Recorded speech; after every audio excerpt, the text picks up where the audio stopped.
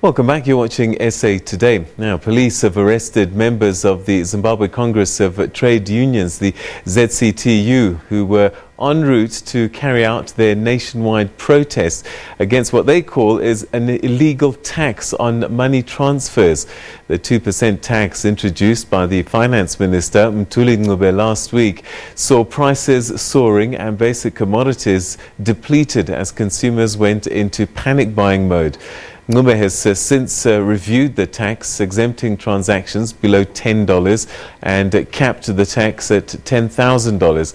But the Labour Federation decided to go ahead with the protest regardless. Several images of police surrounding ZCTU offices and people dressed in ZCTU regalia detained are being continuously posed on Twitter.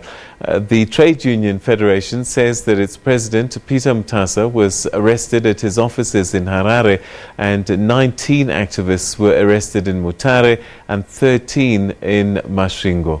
On its official Twitter account, ZCTU accused President Emmerson Mnangagwa of curtailing freedom even after he was conferred an honorary doctorate for allowing freedom. Now, the Zimbabwe Communist Party has condemned the arrests. Joining us now is the General Secretary of the Zimbabwe Communist Party, Nicholas Mabhena. Thanks very much for joining us and welcome to the program. Thank you for having us here. All right, so the Communist Party easily aligned with Labour. You must be concerned with the images that are being posted on social media.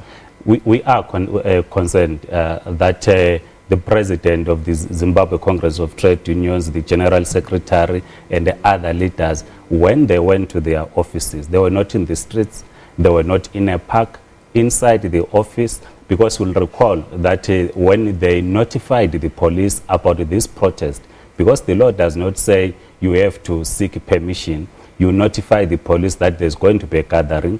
The police responded that there is still a ban all around the cholera issue, and therefore the demonstration should not go on. The leadership of the ZCTU then assembled in its office. They'd taken the matter to court to challenge it in court. So they were then meeting to then discuss on the way forward and awaiting the outcome of the court. While in the offices, the overzealous police walked in, arrested the president, arrested other leaders of the trade union, and in Mutare, as we have already said, and in Masvingo. As the Zimbabwe Communist Party, we condemn this action.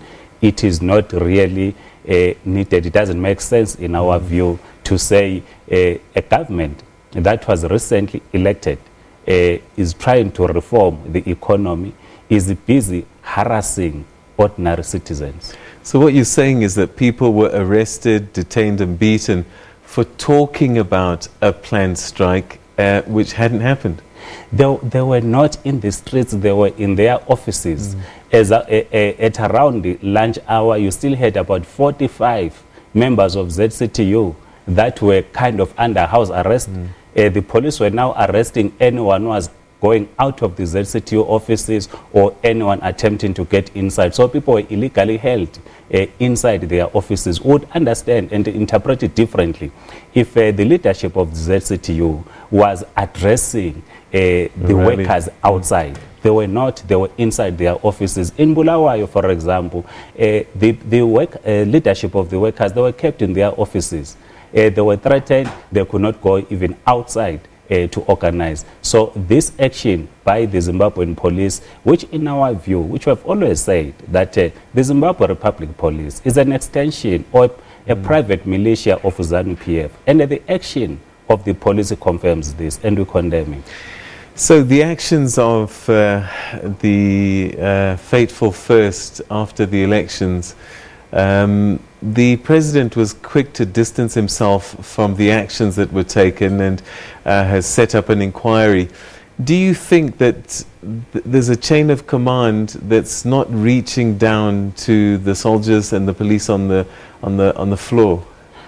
We don't think that the soldiers on the 1st of August deployed themselves in the streets of Harare. We don't think they took it upon themselves to murder innocent people in the streets of Harare. It was a command in our view. because there's no way that the soldiers will have deployed themselves. We do not think that the workers who work as police officers deployed themselves again to go and harass the leadership of the ZCTU in their offices. There was a clear command for them to do that. This is why we are condemning this. We have said, as the Zimbabwe Communist Party, that you cannot impose your views to the citizens. You need to organize. What we have said is the national economic dialogue, to say we are in a crisis. We have been in a crisis over years. The departure of former President Robert Mugabe gave us an opportunity to say, what are the challenges, economic challenges that are facing the people of Zimbabwe, and how do we address that? You call a dialogue, you call everyone on board to say, let us engage. Last week, South Africa had their own summit, the Job Summit, something that we should do as Zimbabweans. So Minister Mthuli Ncube cannot just impose his taxes to the workers and expect that the people will simply smile and go home and sleep when there's basically nothing. Let's talk about those taxes, because the Zimbabwean economy is largely informal now, which means that the revenue collection on the revenue service has dwindled. One would say, can you not have sympathy on the state that they had to find an innovative way to raise revenue, and taxing at transaction level maybe was the only way they could do it? What government did, which we all know, in February 2009, they banned the Zim dollar, introduced a multi-currency regime. We saw supermarkets pegged, people buying.